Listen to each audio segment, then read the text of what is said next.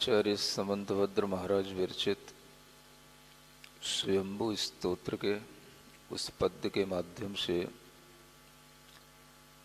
कुछ चर्चा की थी,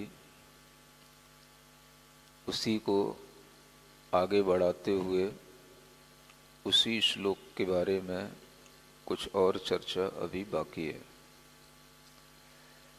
अलंघ्य शक्तिर भवितव्यतेयम हेतुद्वया विस्कृत कार्यलिंगा। यह जो वचन है यह बहुत ही प्रामाणिक वचन है और इनको समझना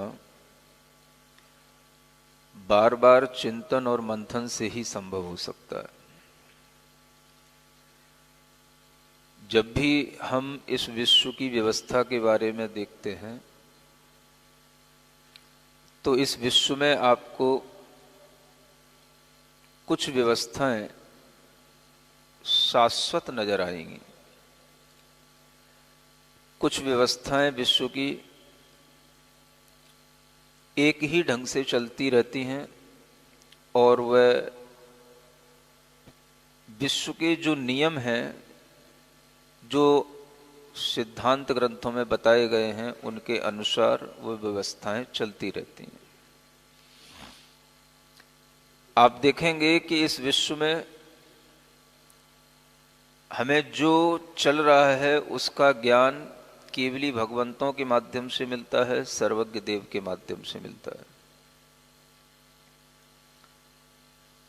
उस ज्ञान से हमें पता पड़ता है कि इस विश्व के अंदर क्या हो रहा है, क्या चल रहा है।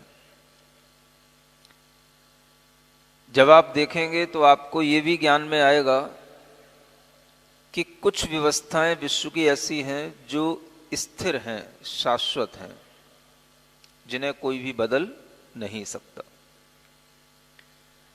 जैसे इस लोक में चार गतियों में जो जीव हैं वो हमेशा चार गतियों में जीव बने रहेंगे। कभी ऐसा नहीं होगा कि मनुष्य गति में जीव न हो, या देव गति में जीव न हो, या नरक गति में जीव न हो। चार गतियों में जितने जीवों की संख्या है वो संख्या भी निश्चित बनी रहेगी। असंख्यात संख्या में हमेशा देव रहेंगे, नारकी रहेंगे। मनुष्यों की जो संख्या निश्चित है वह भी बनी रहेगी। इन निश्चितता के बीच में भी हमें ये जानना है कि अनिश्चित क्या है। विश्व की व्यवस्था में बहुत कुछ निश्चित है। आपने पढ़ा होगा 6 महीने 8 समय में 608 जीव नित्य निगोद से निकलते हैं। पढ़ा है? यानी वह जीव जिन्होंने कभी निगोद पर्याय के अलावा, निगोद भव के अलावा और कोई दूसरे पर्याय की प्राप्ति नहीं की, ऐसे नित्य निगोद में रहने वाले 608 जीव 6 महीने 8 समय में उस नित्य निगोद से निकलते हैं। और दूसरी तरफ ये भी देखना है कि इतने ही जीव 6 महीने 8 समय में 608 जीव ही मोक्ष भी जाते हैं। सुन रहे हो ना आप लोग? जीवों का निगोद से व्यवहार राशि में आना, संसार में अनेक दूसरी पर्यायों में आना, और ऊपर लास्ट में देखो तो जीवों का अपने इस संसार से मुक्त हो जाना। इन दोनों की संख्या बराबर चलती रहती है। 6 महीने 8 समय में वह जीव त्रस पर्याय में, अन्य पर्याय में आकर के इस संसार में परिभ्रमण करने लग जाते हैं, और 6 महीने 8 समय में 608 जीव ही संसार से कहीं ना कहीं किसी भी क्षेत्र से मुक्त भी हो जाते हैं। ये सब क्या है? यह संसार की नियत व्यवस्था है। इसलिए इस विश्व के अंदर कुछ निश्चित भी है। गतियां 4 हैं तो 4 ही रहेंगी, कर्म 8 हैं तो 8 ही रहेंगे, मनुष्य संख्यात हैं तो संख्यात ही रहेंगे, देव नार की असंख्यात हैं तो असंख्यात ही रहेंगे, निगोद जीव अनंत हैं तो अनंत ही रहेंगे। जो व्यवस्था इस विश्व की चल रही है उस व्यवस्था को कोई भी डिस्टर्ब नहीं कर सकता, और वह व्यवस्था किसी ने बनाई भी नहीं है। 3 लोक का निर्माण किसी ने नहीं किया, 4 गतियां किसी ने नहीं बनाई, 8 कर्म भी किसी ने नहीं बनाए, जीव और पुद्गल ये किसी ने भी नहीं बनाए, सब स्वयं व्यवस्थित है। जीव की यह नियत व्यवस्था के साथ भी चलती है, और लोक के अंदर यह जीव कर्म या जीव और अजीव की यह व्यवस्था नियत रूप से हमेशा ऐसी ही बनी रहती है। इस व्यवस्था को किसी ने बनाया नहीं, इसलिए इस व्यवस्था को कोई डिस्टर्ब भी नहीं कर सकता।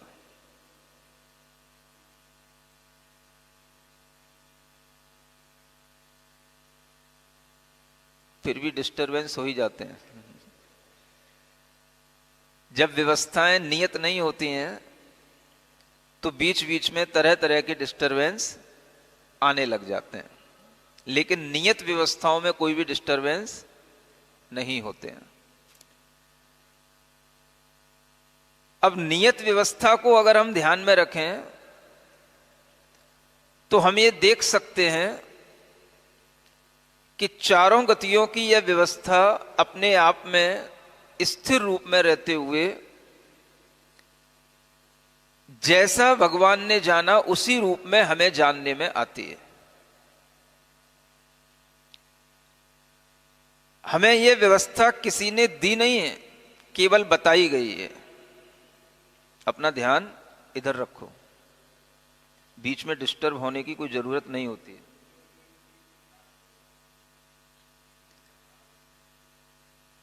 व्यवस्थाएं अगर एक बार बन जाती हैं तो हमें उसी के अनुरूप चलने की कोशिश करनी चाहिए, और अगर हम व्यवस्थाओं को बिगाड़ते हैं तो ये हमारी असभ्यता कहलाती है। व्यवस्था विश्व की बनी हुई है, और ये व्यवस्थाएं किसी के द्वारा भी किसी भी रूप में डिस्टर्ब नहीं होती। इसी को कहते हैं स्व संचालित अनादिकालीन व्यवस्थाएं। इन पर भी आपका ध्यान जाना चाहिए। ये भी अलंघ शक्ति है, इसका कोई उल्लंघन नहीं कर सकता। 4 गतियों की व्यवस्था, जीवों के निगोद से निकलने की व्यवस्था, मोक्ष में जाने की व्यवस्था, संसार में भी किस गति में कितना अधिकतम समय में रहा जा सकता है, त्रस आदि पर्याय में कितने काल तक रहा जा सकता है, ये सारी व्यवस्थाएं अपने आप में नियत हैं, सुचारू रूप से उसी ढंग से चलती रहती हैं। अब तीर्थंकरों ने क्या किया?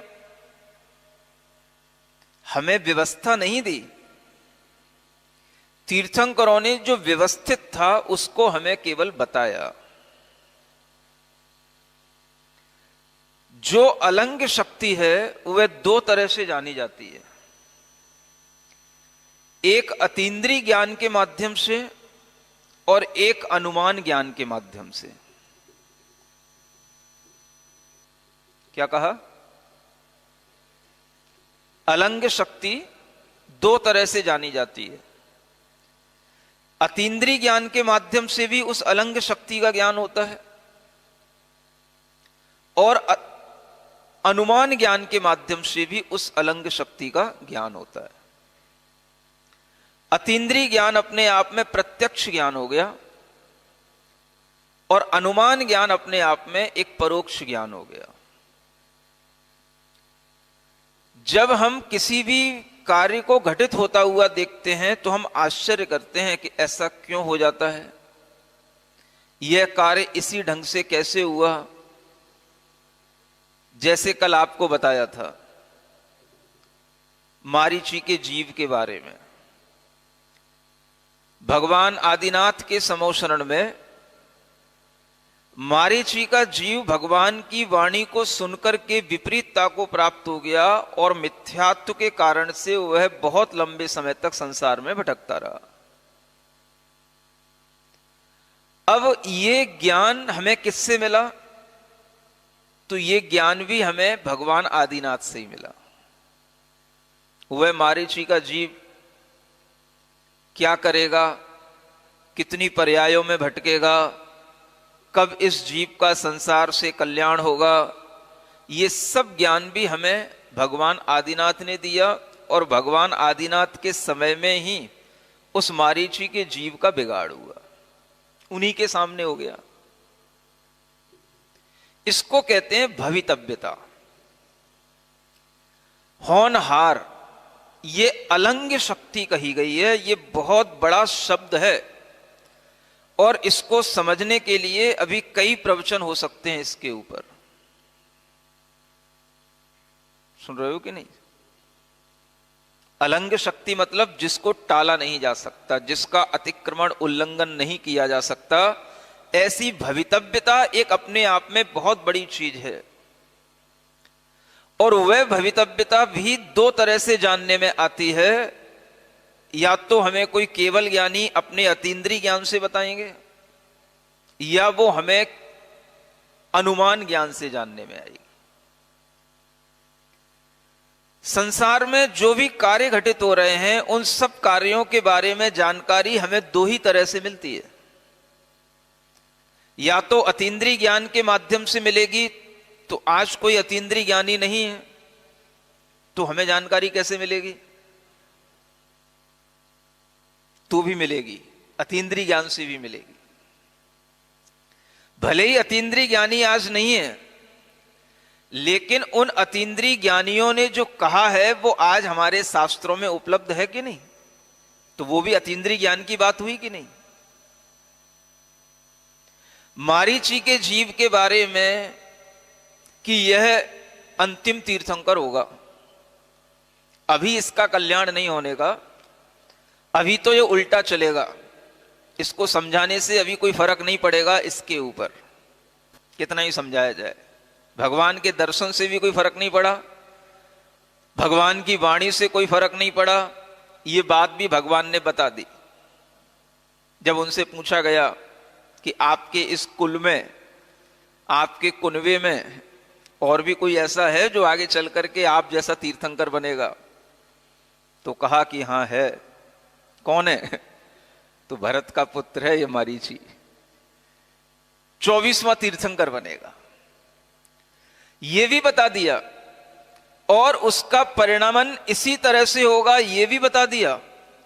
और उसका परिणमन वैसा ही हुआ, ये आज भी हमें शास्त्रों में लिखा हुआ मिलता है। ये कौन से ज्ञान की बात है? ये अनुमान ज्ञान की बात नहीं है, ये अतीन्द्रिय ज्ञान की बात है। तो हमारे पास आज भी अतीन्द्रिय ज्ञान उपलब्ध है कि नहीं? शास्त्र में जो भी घटनाएं अवश्यम भावी रूप में लिखी गई हैं वो आज भी उसी अतीन्द्रिय ज्ञान का विषय है। 6 महीने 8 समय में निगोद से जीव निकलते हैं, मोक्ष जाते हैं, किस ज्ञान का विषय है? बोलो। तो अतीन्द्रिय ज्ञान आपके पास है कि नहीं? और किसी के पास हो ना हो, जो शास्त्रों को पढ़ते हैं उनके पास तो अतीन्द्रिय ज्ञान है। और ये अतीन्द्रिय ज्ञान जो हमें सर्वज्ञ भगवान के माध्यम से ज्ञात हुआ, उस अतीन्द्रिय ज्ञान को समझ पाना ये कठिन बात होती है। पंचम काल है, पंचम काल के अंत में कैसा वातावरण होगा? केवल 4 जीव रह जाएंगे, एक मुनि, एक आर्यिका, एक श्रावक, एक श्राविका। अभी पंचम काल का अंत नहीं आया, जब आएगा तब ऐसा ही होगा, पहले से बता दिया है। किस ज्ञान के माध्यम से? आपको भी अतीन्द्रिय ज्ञान है कि नहीं? समझ में आ रहा है? तृतीय काल के अंत में तीर्थंकर होकर के पूरे चतुर्थ काल में तीर्थंकर बने रहेंगे। नारायण प्रति नारायण ये भी होते रहेंगे। पंचम काल में न तीर्थंकर होंगे, न नारायण होंगे, न प्रति नारायण होंगे, कोई नहीं होगा, सामान्य मुनि महाराज होंगे। अवधि ज्ञानी, मनः परे ज्ञानी सब चतुर्थ काल में होंगे, पंचम काल में कोई नहीं होगा। और वो हम आज देख रहे हैं, जो हो चुका है वह भी हमारे ज्ञान में है, जो आज है वो भी हमारे ज्ञान में है, और जो आगे होगा वो भी हमारे ज्ञान में है। तो हमारा ज्ञान अतीन्द्रिय ज्ञान से जुड़ा है कि नहीं जुड़ा? हमें भी अतीन्द्रिय ज्ञान है कि नहीं? बोलो, है? लेकिन अपने आप को अतीन्द्रिय ज्ञानी कह मत बैठना। जिन ज्ञानियों ने अपनी अतीन्द्रियता से, माने अपने आत्मा से हमें ज्ञान दिया, उस ज्ञान को आज हम अगर स्वीकार करते हैं तो वह ज्ञान भी हमारे लिए ये बताता है कि अतीन्द्रिय ज्ञान ऐसा होता है। लेकिन हमारा ज्ञान कैसा है? इंद्रिय ज्ञान है, मनोजन्य ज्ञान है, मतिक ज्ञान है, श्रुत ज्ञान है। हमारे पास अतीन्द्रिय ज्ञान नहीं है। अतीन्द्रिय ज्ञानी की बात सुनना यह श्रुत ज्ञान के माध्यम से होता है, समझना, उस पर विचार करना यह श्रुत ज्ञान के माध्यम से होता है। अब आप सोचो कितना बड़ा डिफरेंस आ गया। अतीन्द्रिय ज्ञानी जिस ज्ञान से अपने ज्ञान में प्रत्यक्ष अपनी आत्मा में उस घटना को देख रहे हैं, वो हमें अपने अतीन्द्रिय ज्ञान से बता रहे हैं, और हम अपने मतिक ज्ञान से, श्रुत ज्ञान से उसको ग्रहण कर रहे हैं। समझ में आ रहा है? बहुत उत्कृष्ट ज्ञान की बात हम अपने जघन्य लिमिटेड ज्ञान से जान रहे हैं। एक अनलिमिटेड ज्ञान है और एक लिमिटेड ज्ञान है। सोचो कि हम उस ज्ञान की बात को भी सही ढंग से कैसे जान पाएंगे, और नहीं जान पाएंगे। इसीलिए हमारे मन में तरह तरह के प्रश्न आएंगे, संदेह आएंगे। इसीलिए प्रश्न आते हैं मन में कि इस संसार में बहुत कुछ निश्चित दिखाई दे रहा है, सब कुछ निश्चित है।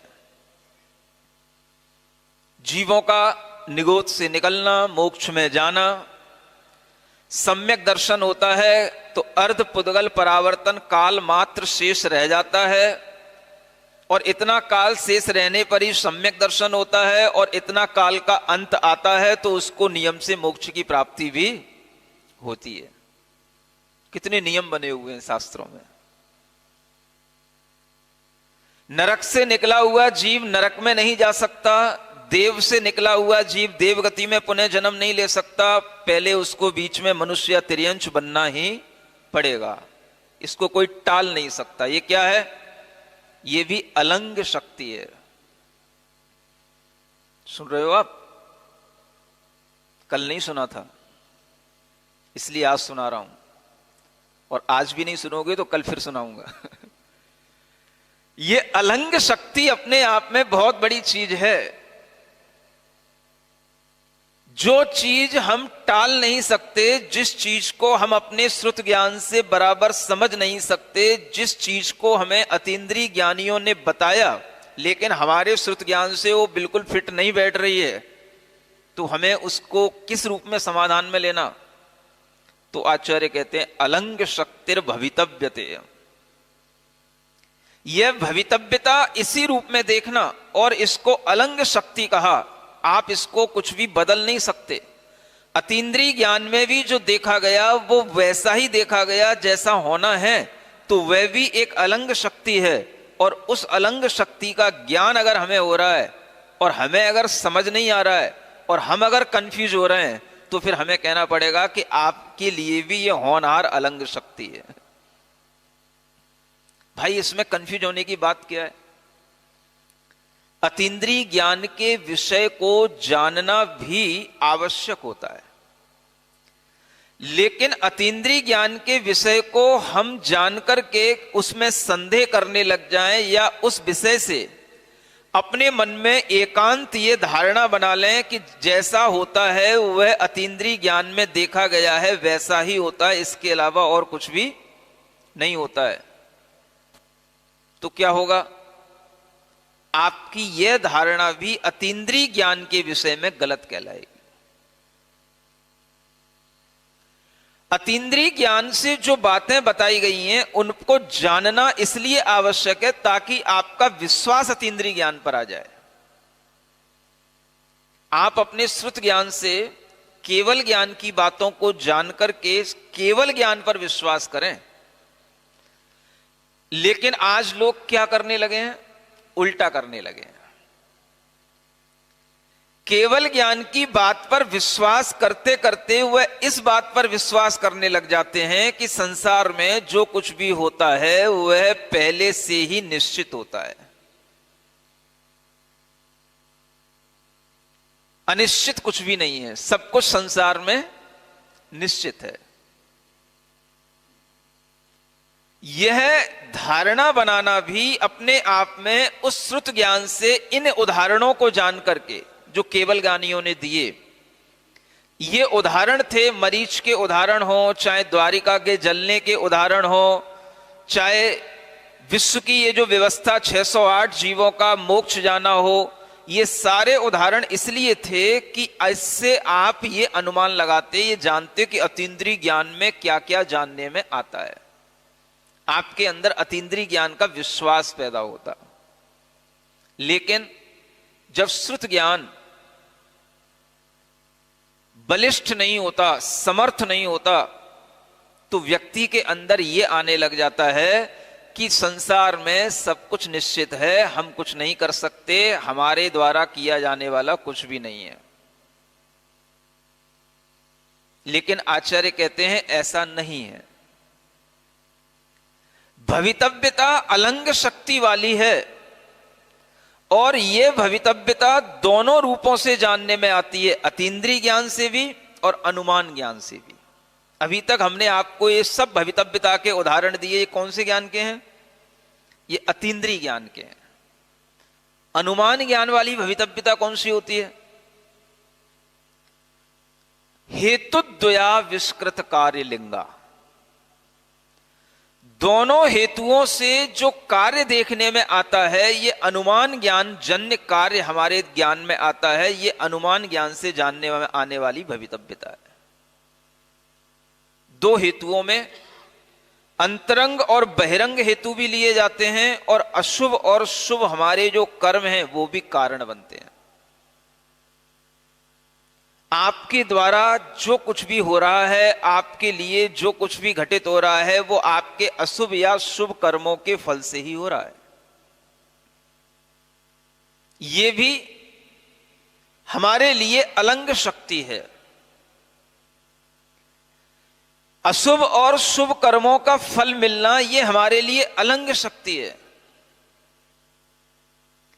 अगर आप अपना जीवन जी रहे हैं और आपकी आयु, अगर आपकी आयु मान लो 30 वर्ष की है और आपको पता नहीं है, आप जीवन जी रहे हो जैसे मुझे 70 वर्ष तक 80 वर्ष तक जीना हो, क्या होगा? आप तैयारियां कर रहे हो, 18 वर्ष का हो गया हूं, 20 वर्ष का हो गया हूं, 22 वर्ष का हो गया हूं, पढ़ना है, 28 वर्ष तक तो जॉब लगी जानी चाहिए, शादी भी हो जानी चाहिए। सुन रहे हो जानी चाहिए कि नहीं? बोलो। महाराज जॉब तो 24 वर्ष में ही लग जानी चाहिए और 25 वर्ष में शादी हो जानी चाहिए, 28 वर्ष में तो बच्चे हो जाने चाहिए। हम सोच करके बैठे हैं। और उम्र कितनी है? 30 वर्ष। ये आपको पता नहीं है। ये उम्र आप कहां से लेकर के आए? ये उम्र किसने बांधी? ये उम्र किसने डिसाइड की? ये आपका आयु कर्म है जो आप पूर्व जन्म से बैठ करके, पूर्व जन्म से बांध करके लाए। अब इस आयु कर्म के साथ में आप जी रहे थे, आपको पता नहीं था कि आपकी उम्र 30 वर्ष की है और आपने प्लानिंग बना ली 80 वर्ष की। 23 वर्ष में शादी हो जाएगी, 28 वर्ष में बच्चे हो जाएंगे, तो 24 ही में हो जाते होंगे। और फिर हम बच्चे को इस स्कूल में पढ़ाएंगे, हम इस घर में रहेंगे, हम यहां पर अपना मकान बनाएंगे। आपने तैयारियां सब कर ली और आपकी उम्र कितनी है? सुन रहे हो? पापा की उम्र कितनी है? 70 वर्ष की। मम्मी की उम्र कितनी है? 68 वर्ष की। और आपकी उम्र कितनी है? 30 वर्ष की। अब ये सब कुछ निश्चित है कि नहीं? ये किसने निश्चित किया? ये आपके कर्म से निश्चित हुआ। आपको मनुष्य का जीवन बहुत अच्छा मिला, सुंदर देह मिली, बहुत अच्छी आपकी बुद्धि है, प्रखर बुद्धि आपको मिली। ये सब किस कर्म से मिली? ये सब आपको शुभ कर्म के फल से मिली। मनुष्य का जीवन मिलना, सुंदर शरीर, पूरे अंगोपांग सही होना, हृष्ट पुष्ट होना, बुद्धि प्रखर होना, ये सब आपको शुभ कर्मों का फल है। लेकिन आयु कम होना, ये आपके किसी ना किसी पिछले अशुभ कर्म का फल है। जहां लोग 100-100 वर्ष तक जी रहे हैं, वहां आपका अनेक शुभ कर्मों के संयोग होने पर भी अगर 30 वर्ष में आपका जीवन समाप्त हो रहा है, तो कहीं ना कहीं कहना पड़ेगा कि ये आपके आयु की वृद्धि, शुभ आयु की अच्छी वृद्धि होना, ये शुभ कर्म के फल से ही होता है। अगर इसमें कमी है तो कहीं ना कहीं हमारे शुभ कर्म की कमी रही। और इन दोनों का फल आपको भोगना है। तो ये भी अपने आप में अलंघ्य शक्ति है। इसी को भवितव्यता कहा गया है। शुभ और अशुभ कर्मों के फल से इस भवितव्यता को जाना जाता है। ये अनुमान ज्ञान का विषय बन गई। ये भाई, ये आदमी इतना इंटेलिजेंट होकर के, इतना सब तरीके से समर्थ होकर के भी ये 30 वर्ष की उम्र में इसका शरीर देहांत को प्राप्त हो गया। अब क्या हुआ? क्या कहा जाए इसको? तो इसके लिए भी यही कहा जाएगा, यह अनुमान ज्ञान से जानने में आने वाली भवितव्यता है। इसमें अनुमान ज्ञान क्या है? इसके शुभ और अशुभ कर्मों का फल इसी तरह से निश्चित था। इसकी आयु इतनी ही थी, आयु शुभ होते हुए भी कम थी, और अन्य कर्म शुभ होते हुए भी इसके लिए अच्छे फल रहे थे। इन दोनों कारणों के मिलने से यह कार्य हमें इसका दिखाई दिया। ये 30 वर्ष तक ही जिया, लेकिन इसके अंदर गुणवत्ता, इसके ज्ञान की शक्तियां बहुत थीं, लेकिन क्या करें, आयु पूर्ण होने पर कुछ भी काम नहीं आ सकता। तो इसको क्या कहा जाएगा? भवितव्यता किसी के द्वारा रोकी नहीं जा सकती, टाली नहीं जा सकती। जिसका जितनी उम्र में देहांत होना है, जिसकी जितनी उम्र निश्चित है, वह उस उम्र के क्षण पर, उस आयु के समय पर जहां बैठा होगा वहीं बैठा रह जाएगा। ऐसा केस देखते हो आपके? नहीं? क्या सुन रहे हो? सबकी डेथ क्या हॉस्पिटलों में जाकर के आईसीयू में भर्ती होकर के ही होती है क्या? हा? बैठे बैठे सुन रहे हो? अभी रोहतक में एक लेडी की डेथ हुई। उसका पति हमारे पास दर्शन करने के लिए आ रहा था। वो जयपुर तक आ पाया, और उसकी पत्नी बीमार तो थी, लेकिन उस समय पर सोफा पर बैठी हुई थी। आयु कर्म पूर्ण हुआ, सोफा पर बैठी ही रह गई वो। सुन रहे हो? ये क्या है? अलंग शक्तिर भवितव्यतेयम। जो भवितव्यता है उसको कोई भी टाल नहीं सकता। अब ये भवितव्यता हमारे कर्मों के कारण से बनी। किससे बनी? जो कर्म हमने किए हमारी भवितव्यता उधर ही ले जाती है। अगर हम मरीचि के जीव को भी दूसरे इस एंगल से देखें, एक तो हमने अतीन्द्रिय ज्ञान के एंगल से देख लिया, भगवान ने बताया था इसलिए ऐसा हो गया। अब हम उसको इस रूप में देखें कि उसके अंदर भगवान का उपदेश सुनने से जब इतना अहंकार आया होगा कि मैं भगवान की बात नहीं मानता और उसको झूठी करके दिखाऊंगा, मैं अपना अलग मत बना करके दिखाऊंगा, उसका प्रचार करूंगा, तो ये उसके बुरे कर्मों का फल होगा कि नहीं होगा? ये उसके अंदर तीव्र मिथ्यात्व के उदय से अनंतानुबंधी कसाय की तीव्र परिणति का फल होगा कि नहीं होगा? सुनते हो? ये कर्म सिद्धांत। अगर किसी के लिए तीव्र कर्म का उदय है तो वह उस अनंतानुबंधी कसाय के तीव्र उदय में, मिथ्यात्व के तीव्र उदय में कभी भी उपदेश सुन नहीं सकता है। समझ में आ रहा है? हाँ, वो एक श्लोक दोहा बोलते हैं लोग, मिथ्या दृष्टि जीव को जिनवाणी न सुहाए, के ऊंघे के लड़ मरे के उठ घर को जाए।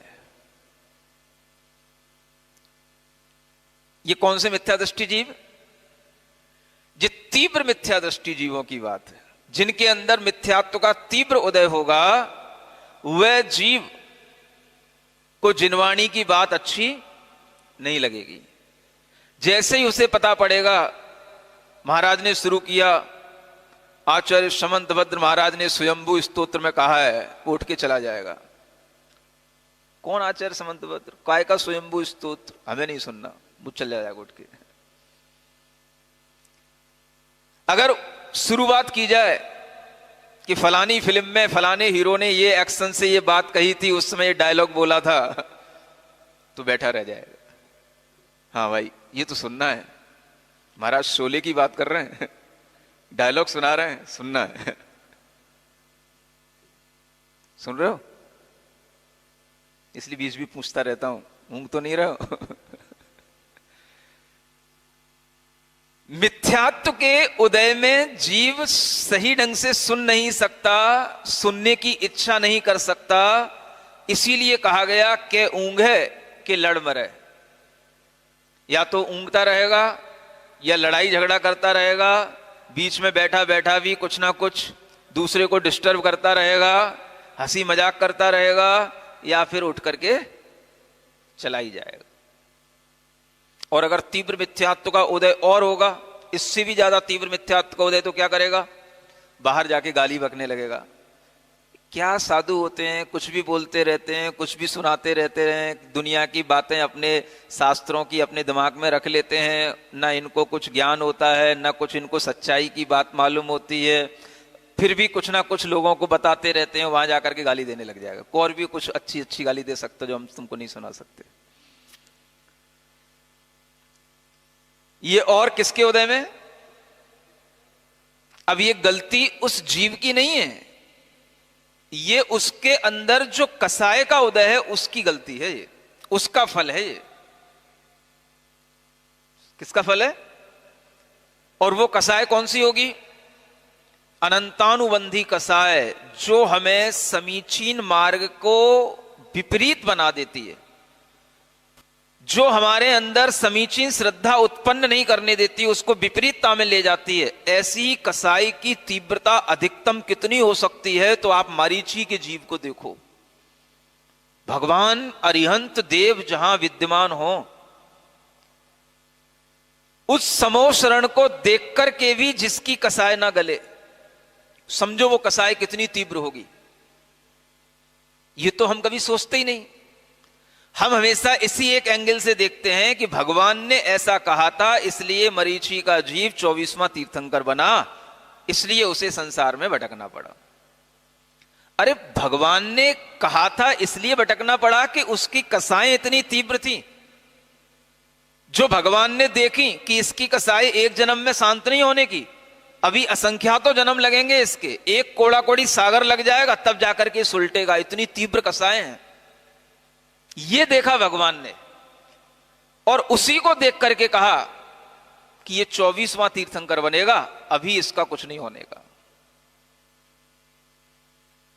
तो व्यक्ति जो शास्त्र पढ़ता है वह केवल एक ही एंगल से देखता है कि भगवान ने ऐसा कहा था इसलिए ऐसा हुआ।